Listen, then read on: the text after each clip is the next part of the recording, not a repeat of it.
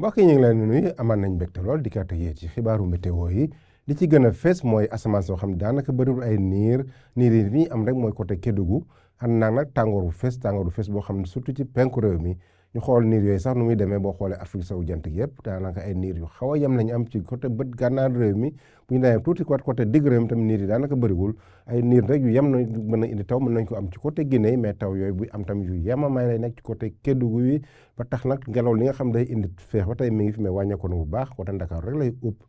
gën fi am peex mu xaw a yem rek tey ji ci guddi sax ñu xool tàngooru guddi gi nu muy demee daanaka côté penku réew mi fu mooy gën a tàng parce que fu mel ni Bakel na am 30 degré moom ak Tambacounda ci guddi gi ñaar fukki degré juróom-ñeent ñu am ko diggante Matam ak Kédougou kooku sax ñu ngi fay xaar ay taw yu xaw a yem ak niir yu takku côté Tambacounda bu ñu nee ba ci côté Kolda ak Sédhiou ak Ziguinchor foofu diggante ñaar fukki degré juróom-ñaar ba ñaar fukki degré ñeent la ñuy am côté Dakar na am ñaar fukki degré ñaar moom ak Thiès ñooy xaw a yem Ndar mooy xaw a féex tuuti ci guddi gi na am ñaar fukki degré daanaka ñaar fukki degré lu tegal daal la ñu am ci goxu xaan yu bëri digg réew mi ñaar fukki degré benn ba ñaar fukki degré ñett la ñuy am bu ñu nee ba ci alxames nag ñu xool tàngooru bëccëg googu nu muy demee tàngooru bëccëg gi naam wàññeeku na tuuti ci digg réew mi rek parce que amoon nañ ñeent fukki degré démb mais fanweer degré juróom-ñett ba fanweer degré juróom-ñett la ñuy am diggante Diourbel Fatick ba côté Kaolack bu demee ba Dakar nag na am ñaar fukki degré juróom-ñett démb moo gënoon tàng tuuti na amoon na fanweer degré mais wàññeeku na ñaari degré fu mel ni Thiès na am fanweer degré juróom-ñaar Ndar mooy xaw a tane na am ñaar fukki degré juróom-ñaar bu ñu demee ba ci bët